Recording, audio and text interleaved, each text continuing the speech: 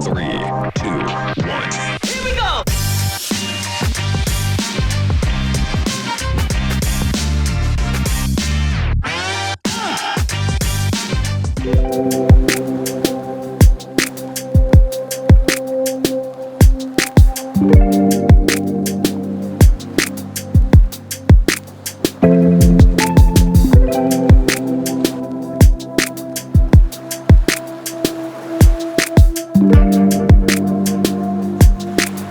Welcome to Dolphin Island and one of our very first RENOLIT certification trainings. I don't know if most of you guys have met Matt back here. Matt is the man from RENOLIT. He does, so far in the US, he's been basically solo. So we are joining forces. Kenny is gonna be integral. This is Kenny from all three and us. He's Patrick's brother. So a lot of you guys that are emailing back and forth with Pat or Eric, he's Eric's cousin and Patrick's brother. So he's kind of point of contact. He's gonna do a lot of the in the room teaching with all the PowerPoints and sheet work and stuff while we're out here doing the real world install. And him and Matt will also be leading the stations down below, teaching you guys how to weld hands-on. We're gonna be retrofitting everything, getting it ready to hang the first pieces of RENOLIT. So I'll probably bring you guys out here every time we have something new to look at. So before you guys go in, what we're doing right now, you see like one of the ways you can do a retrofit, because if you're building a new pool, especially out of ICF, this is gravy, because you're just using one of those fittings that's hiding, but one of those fittings right there. And when we send out pool kits, they're already glued with a tailpiece. So like literally you just punch it through the wall and you're done. But a lot of these pools have a different finish. Plaster pool, if it's a gunite pool, it's right in the concrete. So you're chiseling out, you got to expose the pipe. These come in 1.5 or 2 inch slip. They're the best ones, I think, for this application because they're the thinnest. If you do a Aquastar, they're threaded. You got to put a male adapter on. You got to buy another 2 inches back. So that's why we're doing it this way. Because we want vinyl liner fittings, we had a Aquastar linear main, but it was gunite main. So now we had to chisel it out.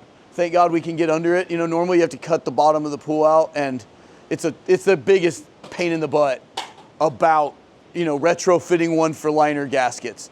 This one we also have a freaking window, which is actually the whole reason we're doing this retro. These pools are on stilts and they get bashed pretty good. They've already been through a couple tropical storms and 80-mile-an-hour winds for days get everything sloshing and moving. And they've developed little hairline cracks above the window and they just leak constantly. We fixed them. 6 months later, they sloshed again. They started again. I'm not gonna fight that battle when I know the answer. Long run is a membrane. So we're gonna install those so then they can break in half and they'll still hold water. So the amount of rebar in this thing, I'm not overly worried about that happening. I said these things will be here when the houses are gone. Be a funky look, but there'll just be a pool sitting out in the water. But yeah, so right now we've got a little bit of phases. So a better way than chiseling it out manually is to make a jig with a big SDS Max, deep well hole saw, go in and we chip it out and we glue it on. Very, very quick. I mean, just it's pretty straightforward. You just want to center it over the pipe, sink it. And then I've got, if you guys don't have these, I'll show you the other version. I have those too, the old socket savers. They make a pretty nasty cut, but they do a good job. These have a little carbide blade, more like a real tool, and they just shave the pipe back. They'll drill out a socket. That's what they're really made for, is saving a coupling or an elbow, but they also work really good just to push the pipe an inch and a quarter back into the wall.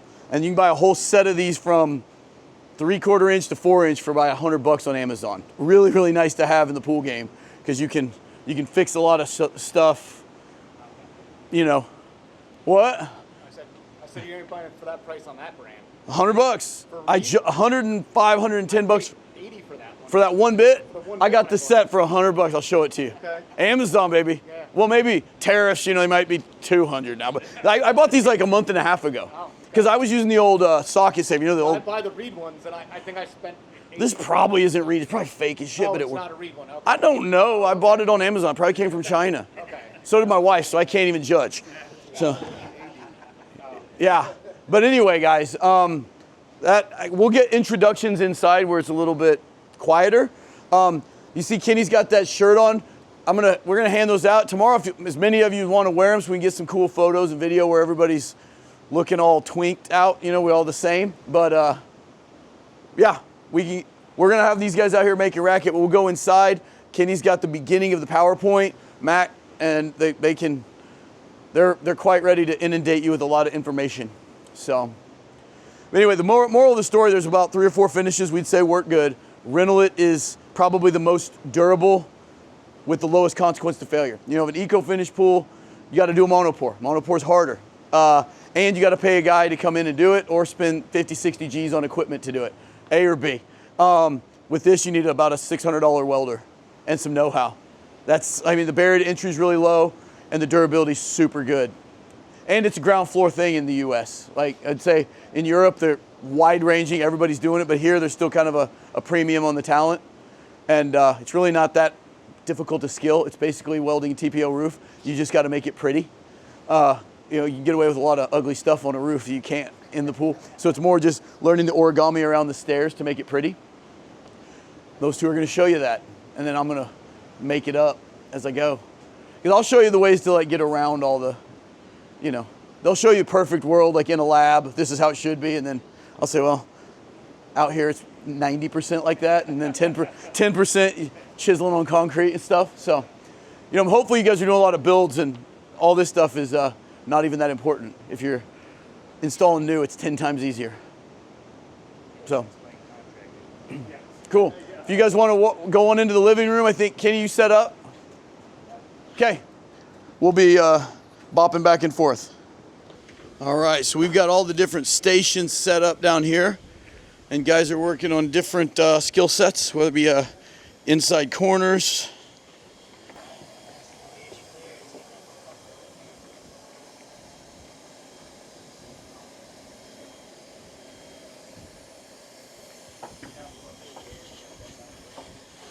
There's guys working on the different stair shapes. Outside corner stairs, 45-degree stairs, all the different shapes. We got guys welding on every station. So this is going on while we got a entire install. That's the same as it'll be in May in Springfield. We're gonna have all these stations at the warehouse, everyone welding away, and then in the afternoons we'll go over to a full pool install. We're gonna have tinted so that weather shouldn't be a factor, hopefully. It's May, so it won't be cold, it just could rain. But yeah guys, this one's coming off without a hitch. Everybody's awesome as usual, and we're gonna have more and more RENOLIT installers as we keep doing this, so easier to find us with help in your market.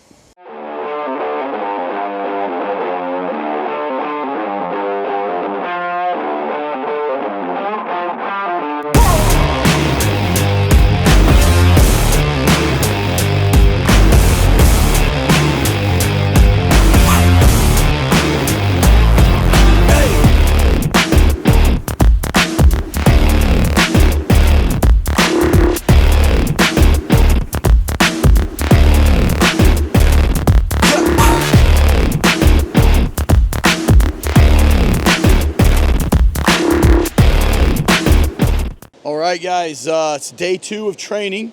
Attendees will be showing up here in just a little bit. Kenny and Matt have been doing a lot of the hands-on stuff down under the house, where we have kind of a nice shady area to do that. And we've made some good progress yesterday. Marshall and Silas are actually just playing with the welding robot, see if we can get all the kinks ironed out of it. We haven't had it very long, and a few little adjustments that we weren't able to figure out while we were doing the last pool in Austin. And if we can do it, it'll just save us a lot of time. So you can see we got both sides hung yesterday. I've actually got most of the returns put in. And the big thing that we got done on the window, we got the stair gasket installed. So I have to take that off now, and I got to take the plastic part off, and then we will install the RENOLIT around the edges of this and weld it in. And when we're done with that, it'll be ready to hang the big piece on the end. Once that's done, we'll start working the floor up toward the stairs while some of the other guys are working on the stairs. So today should lead to a ton of progress. The one really cool thing on this window, and I'll probably do just a singular video on the window, is I've badly wanted to do a window like this on a vinyl liner or a RENOLIT membrane for a while. And this is the first time to kind of be able to show you guys how that would look. If you think about, if this was an ICF pool, it is an ICF pool, but if it was a two-sided ICF that was set up for RENOLIT or a liner day one, you'd have 2 3/4 inches of foam out here, and you could just simply cut that away, mount the window to the concrete with about 6 inches of overlap, and you would have this seal along the edge, but it would be all the way out here flush, so whatever membrane or liner came in, it would just plane in. It would be super strong, super robust, and easy, because the fact that we're having to make this three-dimensional shape is the only complicating factor on this. The thing I was worried about, I'm going to try to get in here and see if I can even spot any of them.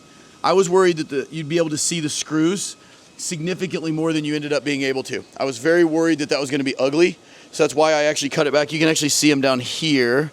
You can see those little holes. It's such a minor thing. I was really worried about the aesthetic, but it's really a non-issue. And now that we know that, on the other pool that we're going to do soon, I won't cut the window back like that. It wasn't necessary.